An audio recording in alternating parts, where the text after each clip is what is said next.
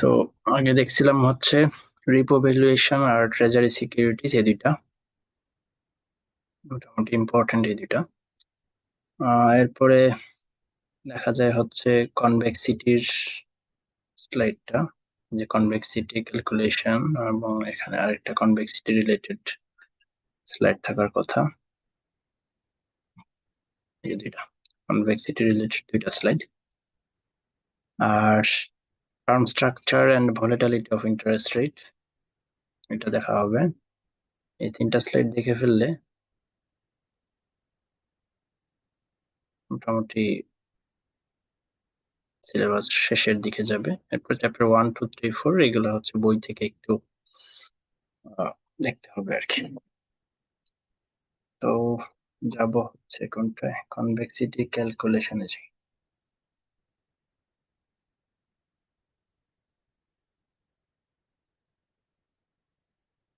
এটাতে একটু পরে আসি, এটা পরের স্লাইড। ইমিউনাইজেশনটা আগে দেখতে হবে।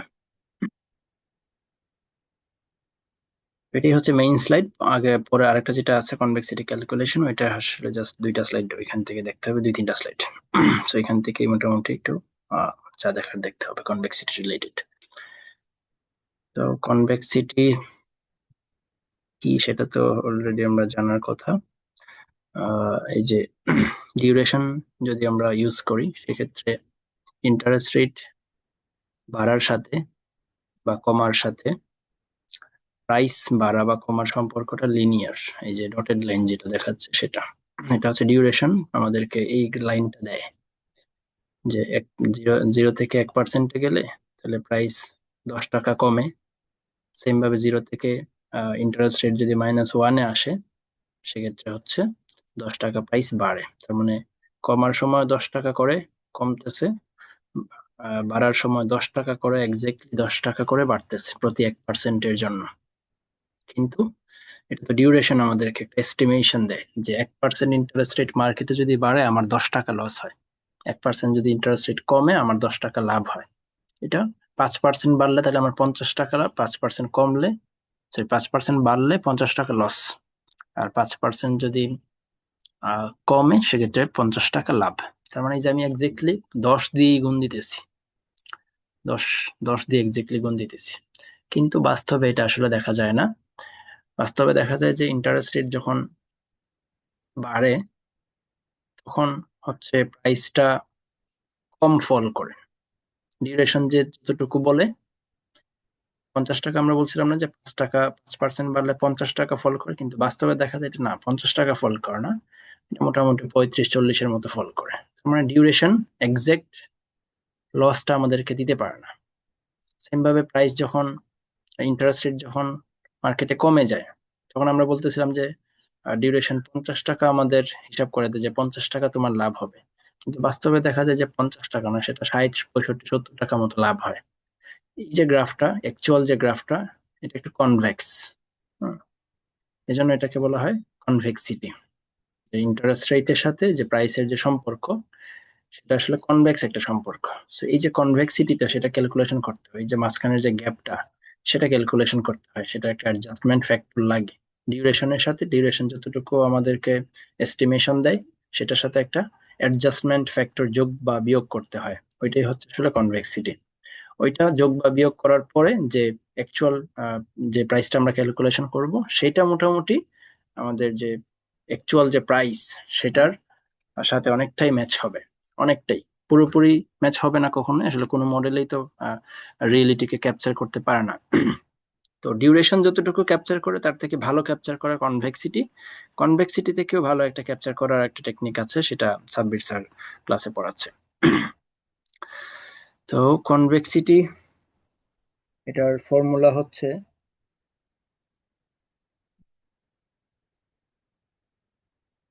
কনভেক্সিটির ফর্মুলা হচ্ছে এই যেটা স্লাইডে যেটা দেওয়া আছে। কনভেক্সিটি ক্যালকুলেশন করার formula 1/1 + i² ∑ CFT/1 + y⁴ bracket t² + t। এই ফর্মুলা দিয়ে কনভেক্সিটির অ্যামাউন্টটা ক্যালকুলেশন করা যায়। এখানে y হচ্ছে পার্সেন্টেজ, সামেশন সিএফ মানে হচ্ছে ক্যাশ ফ্লো গুলো আমার ফিউচারের, 1 + ওয়াই মানে হচ্ছে আমার ইন্টারেস্ট রেট, এখানে ইন্টারেস্ট রেট, এখানে ইন্টারেস্ট রেট, এগুলো চেঞ্জ না, simple simple Y to the power T, আর পার্সেন্ট হচ্ছে T square plus T, so time it square plus. এই ফর্মুলা দিয়ে আমরা কনভেক্সিটির পরিমাণটা ক্যালকুলেশন করে নিতে পারি। সো এখানে স্লাইডে কি বলছে, measures how much bonds price yield curve deviates from a straight line. এটা কি মেজার করে, কনভেক্সিটি কি মেজার করে? মেজার করে হচ্ছে যে বন্ডের প্রাইসটা ইল্ড কার্ভ থেকে কতটুকু ডেভিয়েট করতেছে। A bonds price yield curve deviates from a straight line, এই যে স্ট্রেট লাইন থেকে এই মেইন কার্ভটার দূরত্বটা কতটুকু, এটা ক্যালকুলেশন করে কনভেক্সিটি। সেকেন্ড ডেরিভেটিভ নিয়ে আমরা এটা বের করতে পারি, allows us to improve the duration approximation for bond price changes. To improve, ওই যে ডিউরেশন যেটা আমাদেরকে দেয় সেটাকে ইমপ্রুভ করার উপায় হচ্ছে কনভেক্সিটি, কিন্তু স্টিল কনভেক্সিটি একদম পারফেক্ট আনসার দিবে না। কনভেক্সিটি এখানে কি লিখছে, the relationship between bond price and else is not linear, এটা আমরা জানি, মাত্র দেখলাম যে ডিউরেশন বলে লিনিয়ার, লাইনটা লিনিয়ার হবে, কিন্তু বাস্তবে আসলে এটা লিনিয়ার না, নন লিনিয়ার। এটা এখানে বলছে যে relationship between bond price and yield is not linear, যেটা ডিউরেশন বলে লিনিয়ার, সো এটা ডিউরেশনের একটা লিমিটেশনস। ডিউরেশন রুল হচ্ছে একটা ভালো অ্যাপ্রক্সিমেশন, সে একটা ভালো মোটামুটি অ্যাপ্রক্সিমেশন দেয় তখনই যখন হচ্ছে ইন্টারেস্ট রেটটা অল্প বাড়ে বা অল্প কমে। এক কথায় বলা যায় যদি অল্প চেঞ্জ হয় ইন্টারেস্ট রেট, তখন ডিউরেশন আমাদেরকে ভালো একটা আনসার দেয়। কিন্তু যদি বেশি ওঠানামা হয় ইন্টারেস্ট রেট, 1% 2% করে ওঠানামা করে, সেক্ষেত্রে আসলে ভালো আনসার দেয় না এটা। সো তখন bonds with greater convexity have more curvature in the price yield relationship. Bonds with greater convexity, আচ্ছা ওইটা তো আসে যে ডিউরেশন হচ্ছে কম ইন্টারেস্ট রেট চেঞ্জ হলে ভালো আনসার দেয়, এবং যদি বেশি ইন্টারেস্ট রেটের ওঠানামা হয় সেক্ষেত্রে ডিউরেশন ভালো উপায় না। এরপরে এটা বলতেছে নতুন একটা জিনিস, যেটা হচ্ছে bonds with greater convexity have more curvature in the price yield relationship. বোঝা যায় বললেই যে যেই বন্ডটার কনভেক্সিটি বেশি সেটার কার্ভেচারটা বেশি হবে, মানে এই গ্রাফটা বাঁকা হবে বেশি। আরেকটা বন্ডের আমি কার্ভ যদি আঁকি যেটার কনভেক্সিটি বেশি, তাহলে কার্ভটা কিরকম হবে, এই যে এখান থেকে স্টার্ট হয়ে এখানে একটু টাচ করে আবার এটার উপর দিয়ে যাবে, তার মানে যেটার কনভেক্সিটি যত বেশি তত সেটা বেঁকে যাবে। এইটা তো আমরা দেখলাম এতক্ষণ। এখানে কনভেক্সিটির ফর্মুলাটা এগেইন দিছে 1/p × 1 + y²। সো এই ফর্মুলার মাধ্যমে কনভেক্সিটি ক্যালকুলেশন করা সম্ভব। কারেকশন ফর কনভেক্সিটি, এখন যেহেতু আমরা কনভেক্সিটি এখানে এটা থেকে বের করে ফেললাম, রাইট, কিভাবে ক্যালকুলেশন করতে হয় সেটা নিয়ে ক্লাসে ম্যাম তো আলোচনা করা নাই, বা এরকম এটা নিয়ে কোনো ম্যাথও করা নাই। সো আমার মনে হয় না কনভেক্সিটি ক্যালকুলেশন এক্সামে আসবে, সেক্ষেত্রে প্রিভিয়াস দেখা লাগতে পারে যে প্রিভিয়াসে আসছে কিনা, যদি আসে সেক্ষেত্রে এই ফর্মুলা ইউজ করে কিভাবে ক্যালকুলেশন করতে হয় কয়েকবার প্র্যাকটিস করে নিতে হবে যাতে আনসারটা ঠিকঠাক আসে এক্সামে। ধরে নিলাম কনভেক্সিটি একটাকে আমরা ক্যালকুলেশন করলাম, সাপোজ 50 টাকা মতো আসলো, 50 মতো আসলো কনভেক্সিটি। সো এখন কারেকশন ফর কনভেক্সিটি, সো এই কনভেক্সিটির অ্যামাউন্টটার জন্য আমরা কি করি, ওই যে ডিউরেশনকে কারেক্ট করে, ডিউরেশন আমাদেরকে যে অ্যান্সারটা দেয় সেটা তো একদম অ্যাকুরেট না, ওইটাকে একটু তাহলে অ্যাডজাস্টমেন্ট করতে হবে, ওইটার সাথে অ্যাডজাস্ট করতে হবে। সো ডিউরেশন আমরা যদি কনভেক্সিটি ইউজ না করতাম সেক্ষেত্রে আমাদের প্রাইস চেঞ্জ ইন প্রাইস বের করার ফর্মুলা হচ্ছে এই পর্যন্ত, এই যে প্লাসের আগ পর্যন্ত আমরা এটা দিয়ে প্রাইস চেঞ্জ ইন প্রাইস বের করি, change in P divide by P, এটা পার্সেন্টেজে বের হচ্ছে। আমরা পার্সেন্টেজে কিভাবে চেঞ্জ ইন প্রাইসটা বের করি, মাইনাস ডি মানে ডিউরেশন যতটুকু আমাদেরকে দেয়, যে সাপোজ 3 বা 4 বা 5 ডিউরেশনের ভ্যালুটা -5 into change in Y, 5 into change in Y, এতটুকু গুণ করলেই আমরা বুঝে যাই যে সাপোজ এটা 5%, 5 আর হচ্ছে এখানে সাপোজ আমি ধরলাম 1%, সেক্ষেত্রে 5% মতো আসলো। আমরা বলতেছিলাম ডিউরেশন যদি আমরা জাস্ট যদি ডিউরেশন ইউজ করি সেক্ষেত্রে আমার যে সিকিউরিটিস আছে, বন্ড আছে, সেটার প্রাইস উঠানামাটা হবে 5%, কিন্তু বাস্তবে তো 5% না, একটু বেশি বা একটু কম হয়। তো ওইটা বোঝার জন্য কনভেক্সিটি বা ওইটা বের করার জন্য কনভেক্সিটিটা অ্যাড করে নিতে হবে, তাহলে প্লাস দিয়ে হাফ ইন্টু কনভেক্সিটি, যেখান থেকে কনভেক্সিটির অ্যামাউন্টটা যেটা পাইলাম 50 মতো, multiplied change in Y whole square, হ্যাঁ চেঞ্জ ইন ওয়াই এর উপর স্কোয়ার হবে। এতটুকু অ্যাডজাস্ট করলে সেক্ষেত্রে যে চেঞ্জ ইন প্রাইসটা বের হবে সেটা 5% থেকে কম বা বেশি হবে, 5% আমি কোত্থেকে বলতেছিলাম, change in D into Y, এতটুকু গুণ করে আমি একটা আন্দাজে একটা সংখ্যা বলছিলাম যে 5% মতো আসলো সাপোজ, যেটা আমাদেরকে ডিউরেশন বলে যে 5% ওটার নাম্বারটা হবে। কিন্তু প্লাস যদি আমি এটা করি সেক্ষেত্রে এটা তো একটু কমে যাচ্ছে, রাইট, যেহেতু এখানে মাইনাস আছে আর এখানে প্লাস আছে। তো এখানে আবার চেঞ্জ ইন ওয়াইটা কি হবে, প্লাস হইতে পারে মাইনাস হইতে পারে। ও আরেকটা জিনিস হচ্ছে, এটা প্লাসে হোক মাইনাসে হোক যেটাতেই হোক না কেন এটা তো আসলে স্কোয়ার হয়ে যাবে। সো মাইনাস ডি থেকে এটা আসলে অলওয়েজ কমতেই থাকবে। কনভেক্সিটির অ্যামাউন্ট যদি আবার নেগেটিভে আসে সেক্ষেত্রে আবার একটু জিনিসটা অন্যরকম হবে, তখন মাইনাসে মাইনাস এটা বাড়বে, তখন চেঞ্জ ইন প্রাইসটা বাড়বে। কিন্তু নর্মালি যদি কনভেক্সিটি পজিটিভে আসে, কনভেক্সিটি মনে হয় নর্মালি নেগেটিভ আসে, পজিটিভ মনে হয় আসে না। যাই হোক, যেটাই আসুক আমরা জাস্ট ক্যালকুলেশন করে এই ফর্মুলার মাধ্যমে ক্যালকুলেশন করে অ্যাকচুয়াল, মোটামুটি অ্যাকচুয়াল চেঞ্জ ইন প্রাইসটা বের করতে পারবো।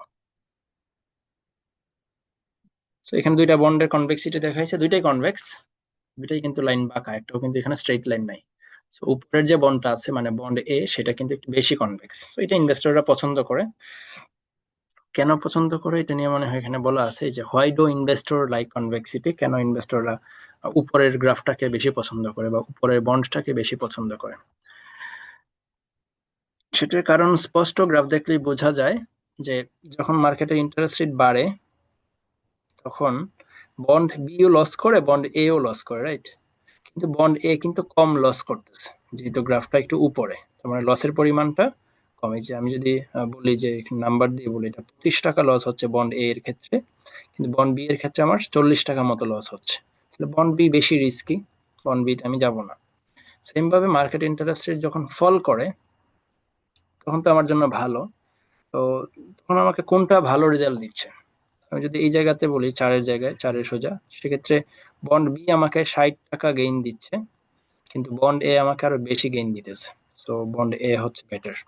তাহলে ইন্টারেস্ট রেট বাড়লেও এবং কমলেও উভয় ক্ষেত্রে যেহেতু বন্ড এ আমার জন্য বেনিফিশিয়াল, সো ইনভেস্টররা এটাকে বেশি পছন্দ করে, মানে কনভেক্সিটিটাকেই, যে বন্ডের কনভেক্সিটি বেশি সেই বন্ডটাকেই বেশি পছন্দ করে। জিনিসগুলো এখানে বলা আছে, পড়লে বোঝা যাবে। তো এই যে ডিউরেশন ইউজ করে আমরা এই ফর্মুলা দিয়ে বের করি, এটার সাথে অ্যাডজাস্টমেন্ট করতে হয়, এটা দেখছি একটু আগে মাত্র, বারবার একই জিনিস দেখলে কনফিউশন লাগতে পারে। 8 নম্বর স্লাইডটা অলরেডি আমরা দেখে ফেলছি। 9 নম্বর এখানে হচ্ছে একটা ম্যাথ দেওয়া আছে আর কি, বাট এখানে ক্যালকুলেশন গুলো আসলে দেখানো নাই, যে ডিরেক্ট কনভেক্সিটি 13, 377 এগুলো এক্স্যাক্টলি মানে ডিরেক্ট করতে ক্যালকুলেশন করে এনে দেওয়া, এনে বসায় দেওয়া হয়েছে আর কি। সো এটার ইনফরমেশন গুলো দেখি। কুপন রেট 10%, পার ভ্যালু 100, ইয়ার হচ্ছে 2 বছর, ওয়াইটিএম 15%। এটা বন্ড আছে বন্ড এ, বন্ড বি। বন্ড এ যেটা, সেটা 2 বছর মেয়াদি বন্ড, কুপন পাবো আমি 10 টাকা, 2 বছর শেষে 110 টাকা পাবো, এখানে অ্যানুয়াল ধরে নেওয়া হচ্ছে। যদি কিছু দেওয়া নাই, সো ওই যে 10% এবং এখানে যেহেতু 110 বসাইছে তার মানে এটা অ্যানুয়াল ধরে করছে। সো এরপরে present value of cash flow, এই 10 টাকার প্রেজেন্ট ভ্যালু, 110-এর প্রেজেন্ট ভ্যালু বের করা হয়েছে, এই দুটা যোগ করলে হয় 91। এই 91 দিয়ে আমরা যদি 8-কে ভাগ দিই তাহলে আসে 0.09, আবার 91 দিয়ে যদি 83-কে ভাগ দিই তাহলে আসে 1.81। এই দুটা যোগ করলে ডিউরেশনটা চলে আসে, এটাকে বলা হয় 1.90, যেটা হচ্ছে আমাদের ম্যাকাউলাই ডিউরেশন।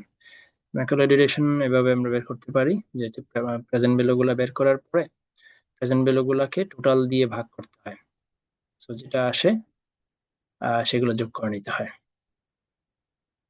না, যেটা আসে সেটা মাল্টিপ্লাই করতে হয় টাইমের সাথে, এটা একটু খেয়াল রাখতে হবে। মানে একসাথে দিয়ে দিছে, ভাগ করার পরে যেটা আসে সেটা তো ওয়েট, রাইট। 91 দিয়ে 8-কে ভাগ দিলে একটা ওয়েট আসবে, 91 দিয়ে 83-কে ভাগ দিলে একটা ওয়েট আসবে। এই ওয়েট দিয়ে এই যে 2, 1 এগুলাকে গুণ করে যোগ করতে হবে। ঠিক আছে, তাহলে আমি আবার বলি 8 ডিভাইডেড বাই 91 ইন্টু 1 প্লাস 1 কই 83 ডিভাইডেড বাই 91 ইন্টু 2। এইভাবে করলে তখন 1.90 আসবে আমার ডিউরেশন। তো ডিউরেশন আমাদেরকে বলতেছে 1.90।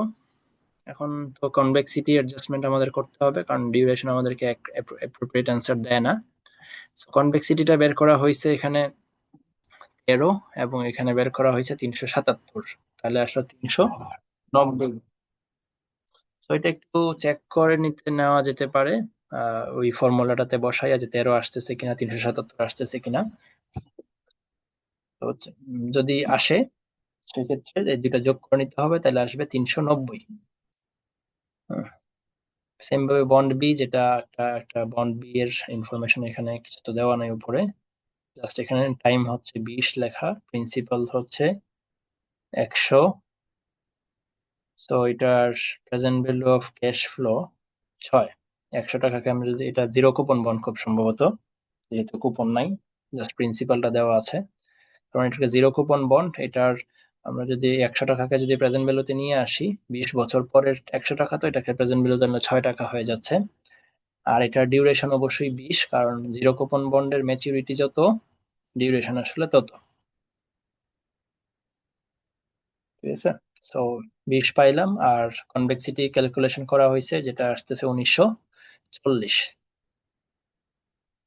সো এই গেল ক্যালকুলেশন, ডিউরেশন ক্যালকুলেশন আর কনভেক্সিটি ক্যালকুলেশন। এরপরে আসতেছে এখানে ম্যাকাউলাই ডিউরেশন গুলা বসানো হয়েছে উপর থেকে এনে, যে 1.90 আর হচ্ছে 20, দুইটা ডিউরেশন বসাইলো। মডিফাইড ডিউরেশন, এই যে এটাকে 1 + y দিয়ে ভাগ দিলে মডিফাইড আসে, যে 1 + y, এটা দিয়ে 1.9 কে ভাগ দিলাম, 20 কে ভাগ দিলাম। ওয়াই মানে কি? ওয়াই হচ্ছে ওই যে ওয়াইটিএম 15%, মানে মার্কেটের ইন্টারেস্ট রেট আর কি। সো ওয়াই দিয়ে ভাগ দিলে 1.65 আসবে, 17 আসবে। মডিফাইড ডিউরেশনটা পাইলাম। এই মডিফাইড ডিউরেশন বের করার পরে সেটাকে যদি আমি প্রাইস এর সাথে গুণ দিই, 1.6568 কে আমি যদি প্রাইসের সাথে গুণ দেই, তাহলে আসবে হচ্ছে আমার ডলার ডিউরেশন। যদি এক্সামে এরকম ছোট ছোট ম্যাথও থাকতে পারে, যে ম্যাকাউলার ডিউরেশন বের করো, সেখান থেকে মডিফাইড ডিউরেশন বের করো, তাহলে ম্যাকাউলার যা আসবে সেটাকে 1 + y দিয়ে ভাগ দিলেই মডিফাইড আসবে। এরপর যদি বলে ডলার ডিউরেশন বের করো, সেক্ষেত্রে এটা দিয়ে এটা ইন্টু প্রাইস। প্রাইস হচ্ছে এই যে 91.87, এটা হচ্ছে খুব সম্ভবত প্রাইস, কারেন্ট প্রাইস নেওয়ার কথা হিসাবে 91 ইন্টু 1.6, একটু চেক করে নেই যে ঠিক আছে কিনা, পার ভ্যালু হওয়ার কথা না। 91.87 মাল্টিপ্লাইড হচ্ছে 1.65। ঠিক আছে, সো ডলার ডিউরেশন বের করা হইলো। এরপরে আসতেছে, আচ্ছা এটা কিভাবে আসছে? 106, এই যে 17 আসছে এখানে, ইন্টু প্রাইস 6, প্রাইস 6 কিন্তু প্রাইস, 17 ইন্টু 6 106 আসবে, এবং নেগেটিভ সাইন দিয়ে দিতে হবে ডলার ডিউরেশন। এরপরে মার্কেটের ইন্টারেস্ট রেট, যদি এখন আমরা চেঞ্জটা দেখবো, যে মার্কেট ইন্টারেস্ট রেট যদি 0.005% চেঞ্জ হয়, 0.5% চেঞ্জ হয়, এটা হচ্ছে 0.005, মানে কি 0.5% আর কি। 0.5% যদি চেঞ্জ হয়, সেক্ষেত্রে আমার প্রাইস কতটুকু ফল করে। ওই যে ডলার ডিউরেশন যেটা আমি বের করলাম, সেটাকে 0.005 দিয়ে গুণ দিলেই হবে। ডলার ডিউরেশনটা বের করে ফেললে জাস্ট চেঞ্জের সাথে গুণ দিলে আমার ইয়াটা চলে আসে, আমার কতটুকু প্রাইস ফল করবে বা কতটুকু প্রাইস ইনক্রিজ করবে সেটা চলে আসে। আমার লস হচ্ছে 0.76 টাকা, এখানে লস হচ্ছে 0.5313 টাকা। হুম। এরপরে যদি আমরা আবার অল্টারনেটিভলি আমরা অন্য একটা সিনারিও চিন্তা করতে পারি, 0.01% যদি চেঞ্জ হয়, সেক্ষেত্রে এরকম প্রাইস ফল করবে। ডলার কনভেক্সিটি বের করা যায় চাইলে। কনভেক্সিটির অ্যামাউন্ট যেটা আছে, কনভেক্সিটির অ্যামাউন্ট কত এখানে? 390। হ্যাঁ, সো এটা 390 যদি আমার কনভেক্সিটি হয়,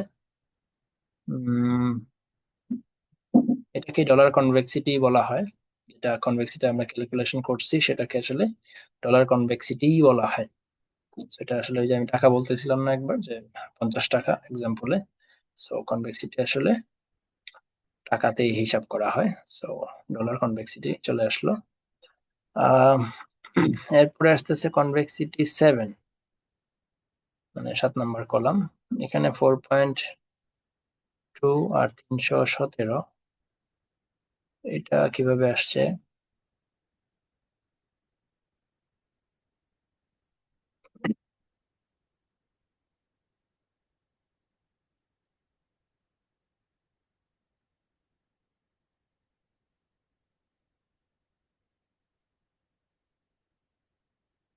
যাক, এটা খুব সম্ভবত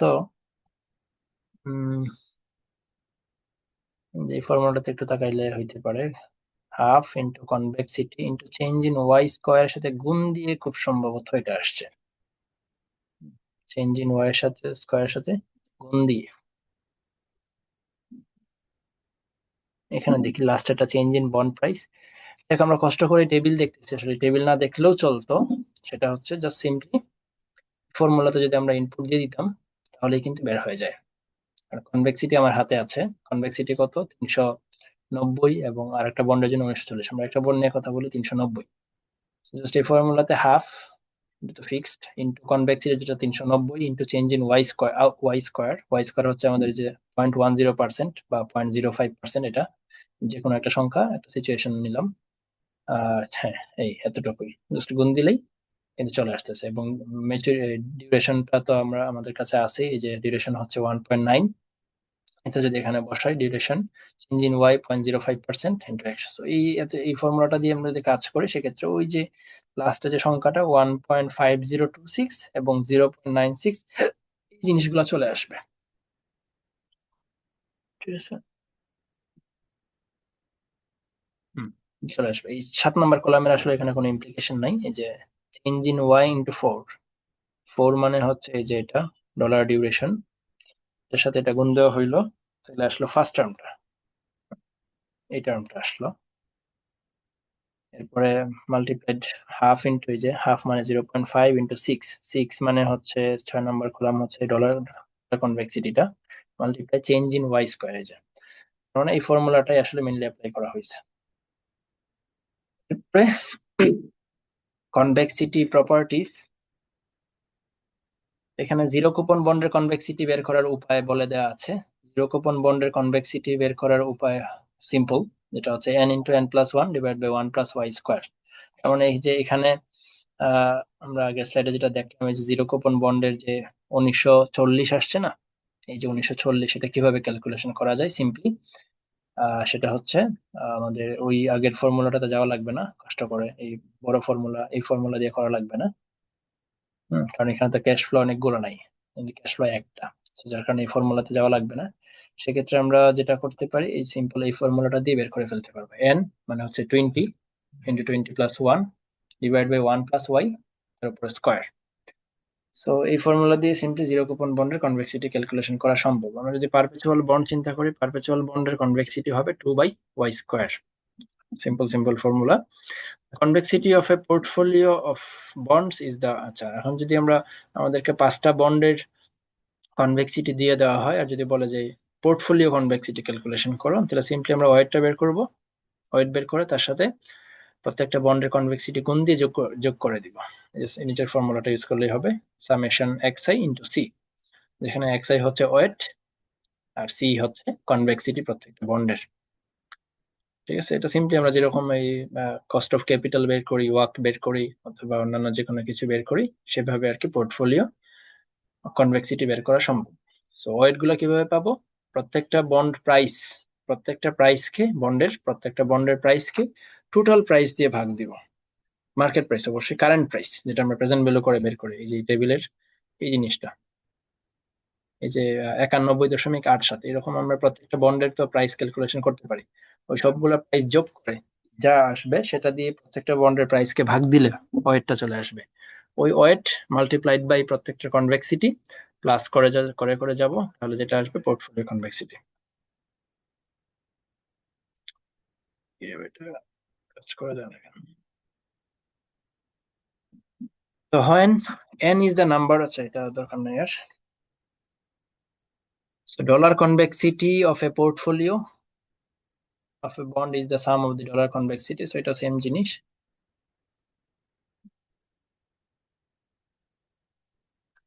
ব্রেইনস্টর্মিং, এটা ম্যাথ মনে হয়। এটা one has a perpetual liability of 1 million per year and the current yield is 10%. In what proportion should the firm invest in zero coupon bonds 1, 15, 25 years maturity so that the net worth is immunized, match both the duration and the convexities of the asset and liabilities?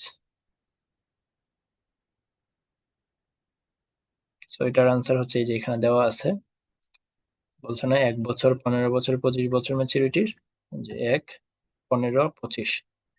তো এগুলা যেহেতু সবগুলা zero coupon bond, মানে এটা তো আসলে zero coupon বন্ডের জিনিস, যে পারপেচুয়াল লাইবিলিটি অফ 1 মিলিয়ন, তার মানে 1 বছর পরে 1 বছর, এখানে জিরো কুপন বলেই দেওয়া আছে, ডিরেক্ট জিরো কুপন বন্ড। তো এটার ডিউরেশন হচ্ছে সেম থাকবে 1 ইয়ার যেহেতু, সো ডিউরেশন 1, 15 বছর হইলে এটার ডিউরেশন 15, যদি আমরা 25 বছর এটার মেয়াদ হিসেবে চিন্তা করি সেক্ষেত্রে এটা ডিউরেশন 25। জিরো কুপন বন্ডের ডিউরেশন আসলে ম্যাচুরিটি সমান। এটা কনভেক্সিটি ক্যালকুলেশন করা সম্ভব, ওই যে আমরা যে সিম্পল ফর্মুলাটা একটু আগে দেখলাম, n+1 ডিভাইড বাই 1+y², এটা দিয়ে প্রত্যেকটা বন্ডের কনভেক্সিটি ক্যালকুলেশন করা হয়েছে। আর যদি পারপেচুয়াল বন্ড চিন্তা করি সেক্ষেত্রে 1+y/y, এই যে ফর্মুলা, ওইটা দিয়ে হ্যাঁ, এটা ডিউরেশনের ফর্মুলা। এটা এটা আমরা এই চ্যাপ্টারে দেখতেছি না আপাতত, মানে এই চ্যাপ্টারে নাই কোথাও, জাস্ট এখানে নিয়ে আসা হয়েছে। তো এটা পারপেচুয়াল বন্ডের ডিউরেশনের ফর্মুলা হচ্ছে এটা, এটা দিয়ে 1+y/y, এটা 11 আসে। আর কনভেক্সিটির ফর্মুলাটা আমরা একটু আগে দেখছি, 2/y², এটা দিলে 200 আসে। তো এটা হচ্ছে যে পারপেচুয়াল লাইবিলিটি, এটার জন্য হচ্ছে নিচের অংশটা, নিচের রটা। আর যদি আমরা বলি 1 বছর, 15 বছর, 25 বছর জিরো কুপন বন্ড, সেক্ষেত্রে আচ্ছা উপরের 3টা র। তো এখন যদি আমাকে বলে যে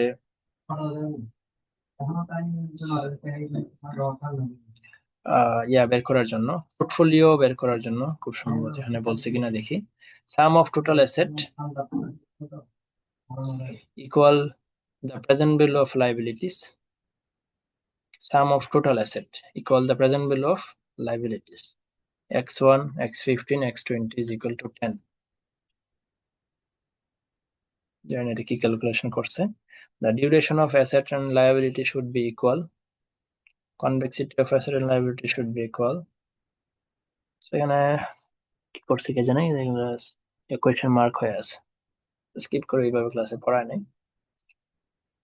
এখানে ইমিউনাইজেশন নিয়ে অনেক কিছু কথাবার্তা বলা আছে, এগুলা ক্লাসে পড়াইছে কিনা আমার ডাউট হচ্ছে। Strategy of immunizing by matching duration and convexity of asset and liability items to match the present bill of asset and liabilities at all level of interest.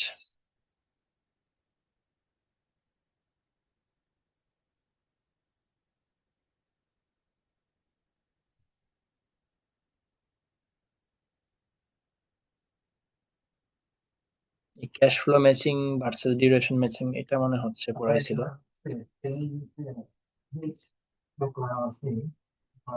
এগুলো আমি স্কিপ করলাম, এগুলো আমি দেখি নাই নিচে, পড়াইছে ক্লাসে করে আমার মনে হচ্ছে না, তেমন ইম্পর্টেন্ট না। লাস্ট দুইটা স্লাইড কি জানি বলছিল, আমার মনে হচ্ছে ক্যাশ ফ্লো ম্যাচিং আর ডিউরেশন ম্যাচিং। সো এখানে কি লিখছি দেখি, the cash flow matching strategy has the following advantage. Cash ফ্লোকে যদি আমরা ম্যাচ করি ইমিউনাইজেশনের জন্য, আবার আমরা ডিউরেশন ম্যাচ করতে পারি ইমিউনাইজেশনের জন্য। ইমিউনাইজেশন মানে হচ্ছে আমরা এমন ভাবে অ্যাসেট এবং লায়াবিলিটির পরিমাণ আমাদের কোম্পানির জন্য সেট করব যাতে ইন্টারেস্ট রেট বাড়ুক বা কমুক, সেক্ষেত্রে আমাদের লাভ বা লস কিছুই হয় না। এইভাবে আসলে ডিউরেশন এবং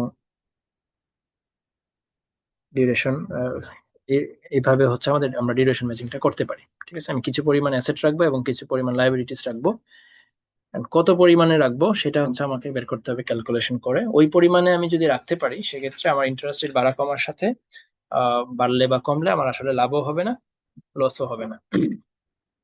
এটা আমরা ওই 501 পড়ে আসছি, মানে সোয়াসারের যে কোর্সটা ছিল। তো আমরা চাইলে আবার পাশাপাশি ক্যাশ ফ্লো ম্যাচ করতে পারি, যদি ক্যাশ ফ্লো ম্যাচিং করা যায় সেক্ষেত্রে আমরা ইন্টারেস্ট রেটটা যেটা আছে সেটাকে আমরা হ্যাচ করতে পারবো। এখানে ক্যাশ ফ্লো ম্যাচিং যদি আমরা করি এটার কিছু অ্যাডভান্টেজ আছে, সেটা বলতেছে যে the liabilities will always be mate with the cash flows from the asset regardless of any future change in interest rate. যদি আমরা ক্যাশ ফ্লো ম্যাচ করে ফেলতে পারি তাহলে হচ্ছে আমার যে লাইবিলিটিস আমাকে যেটা পে করতে হবে সেটা আমি আমার অ্যাসেট থেকে ইজিলি পেয়ে যাচ্ছি এবং সেটা পেমেন্ট করে দিলাম, যেহেতু আমি ম্যাচ করাই রাখছি। আমি বলতেছি যে 1 মাস পরে আমার 100 টাকা ইন্টারেস্ট পেমেন্ট করতে হবে, আমি এমন ভাবে কিছু অ্যাসেট আমার ব্যালেন্স শিটে রাখলাম যে অ্যাসেট গুলো আমাকে এক্স্যাক্টলি 100 টাকাই 1 মাস পরে আমাকে দিবে। তো আমার অ্যাসেট আমাকে 100 টাকা দিল 1 মাস পরে, এবং আমার 100 টাকার একটা লাইবিলিটি আছে, সিম্পলি আমি এটা ট্রান্সফার করে দিলাম। এটা করা সম্ভব। The strategy will enable immunization. তো এটা আমার একটু কম কস্টে আমাকে ইমিউনাইজেশনের সুবিধাটা দিবে, মানে ইন্টারেস্ট রেট রিস্কটাকে একদম জিরোতে নিয়ে আসার একটা সুবিধা যেটা, সেটা আমাকে দিবে। এটাকে বলা immunization. Once the asset and liabilities are matched on cash flow, no portfolio revision is necessary. যদি আমরা ক্যাশ ফ্লো ম্যাচিংটা করি সেক্ষেত্রে আমাদের আর পোর্টফোলিওকে রিভাইজ করতে হয় না। সো এগুলো হচ্ছে সুবিধা ক্যাশ ফ্লো ম্যাচিং এর। However, cash flow matching strategy cannot be applied if the future cash flows are not known with certainty. কিন্তু ক্যাশ ফ্লো ম্যাচিংটা আসলে তেমন কার্যকর হবে না যদি আমরা ফিউচার ক্যাশ ফ্লো নিয়ে সার্টেন না হই। সাপোজ আমি যে আগের এক্সাম্পলটাতে বললাম যে 1 মাস পরে আমরা 100 টাকা পাবো, আর 100 টাকা আমার কাছে কেউ পায়, সেটা আমি পেমেন্ট করে দিব। কিন্তু এই যে 100 টাকা আমি পাবো, এটা যদি আমি সার্টেন না হই তাহলে তো সমস্যা। In such situations, much present value of future cash flows from asset to present value of the liability stream. আমি মানে একটু ভুল পড়ছি। In such situations, এই সিচুয়েশনে match present value of future cash flow, সেক্ষেত্রে আমি present value of future cash flow from asset এটাকে আমি ম্যাচ করাইতে পারি কার প্রেজেন্ট ভ্যালু অফ লাইবিলিটির সাথে, এটাকে ম্যাচ ডলার ডিউরেশনও বলা হয়। পজিশন যদি আমরা এই present value of future cash flow গুলো ম্যাচ করাইতে পারি তাহলে আসলে ক্যাশ ফ্লো ম্যাচিংটা ঠিকঠাক কাজে লাগবে এই সিচুয়েশনে। A position that is immunized by duration matching, আমরা যদি ডিউরেশন ম্যাচিং ইউজ করি, মানে লাস্টেরটা ডিউরেশন ম্যাচিং ইউজ করি, at one point in time need to stay immunized with change in interest rate or with the passage of time. A position that is immunized by duration matching at one point in time need to stay immunized with change in interest rates or with the passage of time. কি বলতে চাইলাম? A position that is immunized by a duration matching at one point in time need to stay immunized with change in interest rates, কি জানি আমি বুঝতেছিলাম। আসলে এখানে মাঝখানে just এই কয়টা স্লাইড বাকি থাকলো, যেটা হচ্ছে immunization by matching, duration and convexity.